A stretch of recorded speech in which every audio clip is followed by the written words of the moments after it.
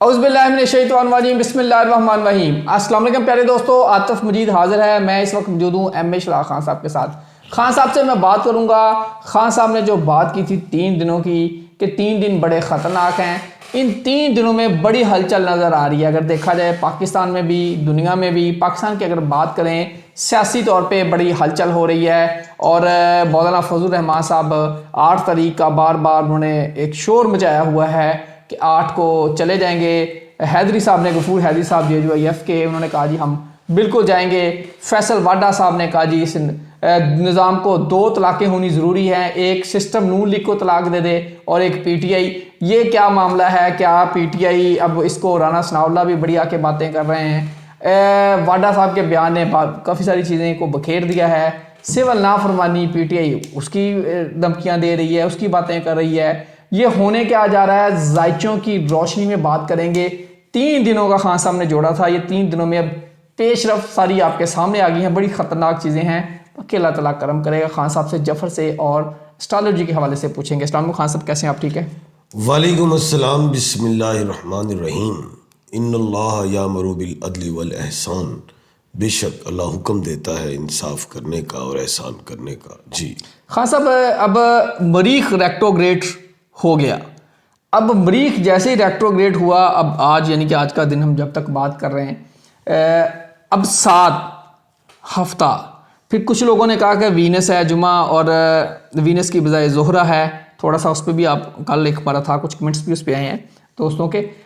असल जो बात है, अब हफ्ता आ गया 7/12/2024, 18/9 नंबर आ गया। अतवार अब सूरज आ गया, 8/12 वो आ गया, 19, 7 और 8 की तारीख। मरीख का रेट्रोग्रेड इस साल का मंगल मुश्तरी क्या है सर? सबसे पहले यहाँ से बिस्मिल्लाह।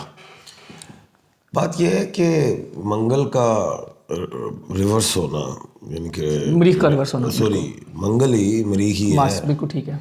मार्स का उल्टा होना, इसका मतलब ये है कि हुकूमत की पावर का कम होना। एक बात, अब क्यों कम हो रही? एक तरफ फजल रहमान साहब कह रहे मैं आ रहा हूँ, उनकी पार्टी ये हमारे बात माने तो हमारे इस्लामाबाद 6 को ही कहा है ना। बिल्कुल सही है।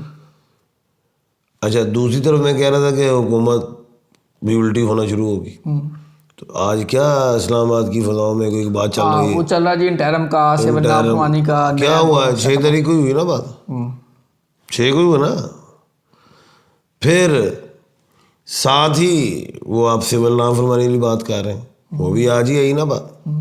फिर साथ ही फैसल वाडा साहब कह रहे हैं जी 2 तलाक़ें। अब वो 2 तलाक़ें किसको होनी? नून लीग को कह रहे हैं जी, सिस्टम नून लीग दे दे, नून लीग को कह रहे हैं और PTI को भी कह रहे हैं। और PTI भी दे दे, यानी कि वो कहना है अगर PTI नून लीग दोनों ही उनका कहने का मकसद है बस। तो तलाक तो भाई 3 दफ़ा कहने से होती ना, तलाक तलाक तलाक। 2 दफ़ा कहने से तलाक तो नहीं होती सर। 2 हो गए तो तीसरी फिर पीपल्स पार्टी की भी तलाक होगी ना, तो फिर तलाक होगी। अब इस मुल्क पाकिस्तान में भाई 3 तलाकें नहीं चल रही ना सर। सियासत में PTI को तलाक हो गई। हाँ। अब दूसरी तलाक वाडा साहब ये कह रहे हैं कि नून लीग को भी हो जाए, फिर पीपल्स पार्टी आ जाएगी। जाहिर बात है वो अपना टर्नओवर पूरा करेगी। तो वो मुझे तो ये समझ आ रही, तलाक नहीं हो रही। 3 तलाकें होंगी तो तलाक, वो तो तीसरी जमात आएगी तो उसको होगी ना। 3 नहीं, पीपल पार्टी की भी तलाक होगी। ऐसे नहीं, पीपल पार्टी भी रहेगी, PTI भी रहेगी, नून लीग भी रहेगी, तलाक कोई नहीं हो रही। चलिए आगे चलते। क्या कह रहा हूँ? सही है। खुड्डे लगा दो दीवार के साथ, एक को दीवार के साथ लगा दो, दूसरे को दीवार के साथ लगा दो। इसको जफर से आप बताएं, जायचों से बताएं, जमातों से। अब बात ये है PMLN क्या है और PTI क्या है, उसको आप। अब PMLN यानी कि नवाज लीग की जो है पार्टी, ये दीवार के साथ लग गई है। सर जफर से बताएं सर। आप बता रहा हूँ ना, ये दीवार के साथ लगी है बाबू जी की वजह से। बाबू जी तो है ही नहीं ना कहीं मंजरे आम पे। तो बाबू जी जो है वो मरीख के मालिक हैं, लेकिन वो स्कॉर्पियो के मरीख हैं। नवाज शरीफ मरीख के मालिक स्कॉर्पियो के, और जमात उनकी PMLN, वो भी स्कॉर्पियो की है ना। P से स्कॉर्पियो आ जाएगा। P से तो कनिया है, लेकिन N है ना, PMLN है। जैसे PMLN काफ, ठीक है, काफ से मतलब हाँ वो नून से ही है ना, तो वो उसमें गई। स्कॉर्पियो को भी इतनी पावर नहीं है। अच्छा, मरीख और स्कॉर्पियो, यहाँ ये देखें आप, मरीख रेट्रोग्रेड हुआ है और स्कॉर्पियो इधर आ गया। अच्छा, स्कॉर्पियो का वो मरीख है, वो नून लीग वाले।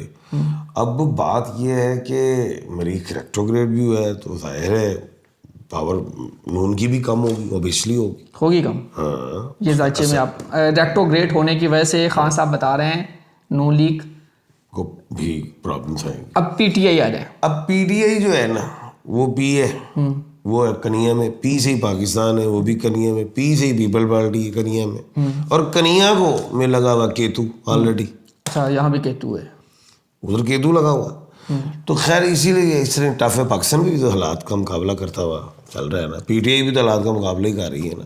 पीपल्स पार्टी ने कौन सा ले लिया है, वो आई नहीं उधर लेके बैठी, और क्या लिया हुआ उसने। अब यहाँ सर आप कन्या की बात करें और केतु की बात करें, मुझे समझ आ रही थोड़ी सी। अगर मैं नाज़रीन अगर बताऊँ कि पीटीआई इस वक्त मुश्किल हालात में है, इसमें कोई शक नहीं। खान साहब कह रहे हैं केतु लगा हुआ है, और पीपल्स पार्टी जरदारी साहब ने बिल रिजेक्ट कर दिया मौलाना फजल रहमान का। मौलाना और पीपल्स पार्टी आमने सामने हो गए, यहाँ भी केतु वाला काम चल पड़ा। ये केतु सर करता गया है, भाई कर रहा है जो कर रहा है। अभी गौर सुनो, मौलाना फजल रहमान साहब की जमात का नाम है JUF, और वो इस वक्त जो कुंभ राशि में शनि है, वो सीधी जरूर होगी है, लेकिन जो कुंभ राशि वालों को भी 60-70, मकर राशि वालों को भी 60-70 है, और मीन राशि वालों को।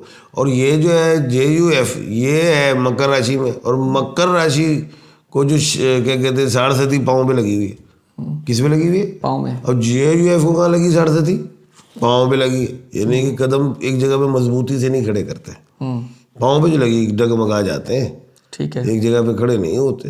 अब गो के उन्होंने कह दिया हम 8 को आ रहे हैं, गो के पे हुकूमत प्रेशर लेगी, गो के ये इस्लामाबाद तक नहीं पहुंचेंगे, बात मान ली जाएगी, मुज़ाकरात हो जाएंगे। मुज़ाकरा 8 को, यानी कि मौलाना साहब इस्लामाबाद नहीं जाते नजर आ रहे आपको, यानी कि कोई ऐसा कोई चक्कर, उससे पहले कुछ चीज़ें हल हो जाएगी। नहीं जी, MH शाह खान साहब की ये आ गई है प्रेडिक्शन के 8 को कोई ना कोई मुज़ाकरात होंगे। मौलाना इसलिए एक जगह पे खड़े नहीं हो रहे, कभी पीटे की तरफ जा रहे हैं, कभी नून की तरफ जा रहे हैं, कि वहाँ भी केतु और 60-70 के मामलात हैं। लेकिन खान साहब ने कहा था मुश्तरी है, और मुश्तरी आपने डेट भी बता दी थी पिछले महीने, वो गुजर गई थी 8 वाली बात, मुश्तरी गुजर गई। उसके बाद खान साहब कह रहे हैं पीटे एक जगह पे JUF खड़ी नहीं हो रही। सर पीटीआई जब से ये डी चौक वाला मामला हुआ, उसके बाद बड़ा पीटीआई में मामला मुश्किल से मुश्किल हो गया। अब इमरान खान के ट्विटर का मसला है। इमरान खान के ट्विटर से एक ट्वीट होता है, जो कि खुद तो जेल में है इमरान खान, ट्वीट हो जाता है कि जी हम सिविल नाफरमानी करेंगे। ट्वीट और बड़े बड़े सख्त किस्म के हो रहे हैं। अब खान साहब का ट्विटर हैंडलर कौन है, कौन चला रहा है, ये फ़ायदा दे रहा है, खान को नुकसान ही पहुंचा रहा है। अभी उसने सिविल नाफरमानी की वहाँ से चीज़ आ गई है। देखिए सिविल नाफरमानी अगर होगी तो कहाँ होगी, इस्लामाबाद तो मुश्किल है। नहीं, वो पूरे पाकिस्तान में वो कहेंगे बिल ना दें, ये ना करें, ये ना करें। 2014 में भी हुआ, पंजाब में भी मुश्किल लग रहा है, सिंध में भी मुझे मुश्किल लग रहा है। ज़्यादा 2 जगह रह जाती, एक बलूचिस्तान रह जाता है, KPK रह जाता। बलूचिस्तान में उनकी पीपल्स पार्टी की हुकूमत है, तो रह गया KPK, तो उधर सिविल नाफरमानी करेगा तो KPK की तो अपनी हुकूमत है। समझ रहे? ये भी आपको नहीं तो मजबूत ग्राउंड नजर नहीं आ रही। ले जी, खान साहब को ये भी मजबूत ग्राउंड नज़र नहीं आ रही। खान साहब ये आप एडवाइस क्या करेंगे पीटीआई वालों को? अब खान साहब ने एक कमेटी बनाई, इमरान खान ने। अच्छा, वो ट्विटर की बात कर रहे थे आप, तो ट्विटर तो खान साहब के पास तो है ही कुछ नहीं, तो पूरी दुनिया में PTI के बंदे भी हैं, उसमें कोई ऐसे बंदे भी होंगे जो PTI को ना भी लाइक करते नहीं, उनके ट्वीट से जो हैंडल यानी कि ट्वीट हो रहा है, वो ये तो अब हमारी एजेंसी का काम है, देखे उनको ही पता है ना। और जाहिर है वो कौन ट्वीट को हैंडल कर रहा है, जारी बात है सारी अबूशा बेगम कर रही होगी, या ये हुकूमत का मामला, उनको तलाश करे कौन है, पकड़े।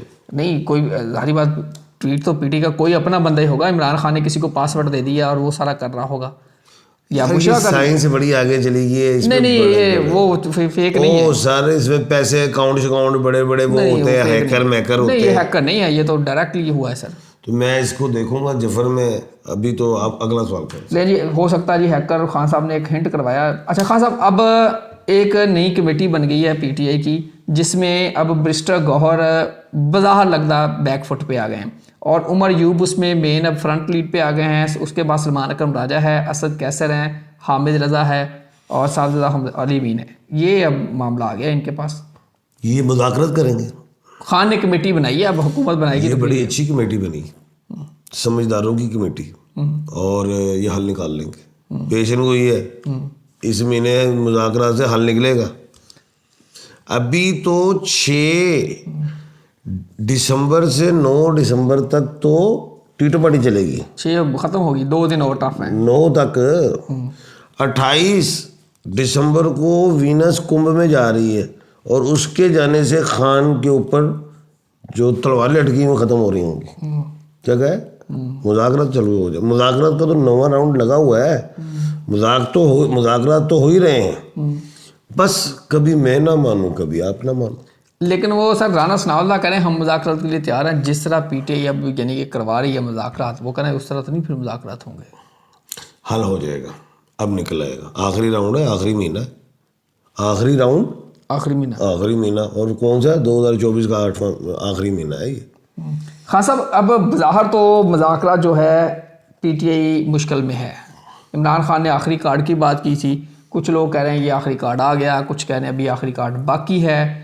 मैं ये सिर्फ ये पूछना चाह रहा हूँ, आप कह रहे हैं मुज़ाकरात का आखिरी महीना है, साल का आखिरी महीना है, मुज़ाकरात का भी आखिरी महीना, ये सर आम बंदा अगर समझे तो पीटीआई मुश्किल में है, इमरान खान मुश्किल में है।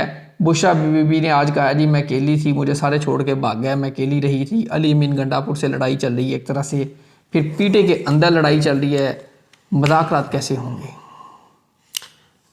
देखो, जो आपने अब बताई ना टीम, ये इमरान खान साहब ने तश्कील दी है, ये मुज़ाकरात वाली टीम है। लेकिन करेंगे कैसे? तो जिससे भी होने जाहिर है, हुकूमत तो नहीं मान रही, कोई कह रहे नहीं मुज़ाकरात तो इस्टेब्लिशमेंट से हो जाएंगे, वो भी नहीं कर रहे जी। होंगे। चलें जी, खान साहब को जी मुज़ाकरात नज़र आ रहे हैं। खान साहब अब लास्ट क्वेश्चन मेरा ये है, अब अगले 7, 8, 9, आपने वैसे तो 9 तक का कहा था, 6 से 9 अच्छा नहीं है। हाँ 6 तो इसमें 9 गुजर गई तो फिर बर्फ भी पिघल जाएगी, इसमें उलझेंगे काम, अभी काम उलझेंगे। आप कह रहे हैं जी कि दुआ करें सबके 9 तारीख गुजर जाए। दुनिया के लिए भी है ये, बिल्कुल सही। ये मेरे मुल्क पाकिस्तान के लिए, दुनिया के लिए भी है ये। और हादसात, मुश्किलात, कुछ भी अल्लाह ना करे, मैं मुझे कहने नहीं चाहता। अल्लाह ताला खैर रखे। पैगाम क्या है खान साहब?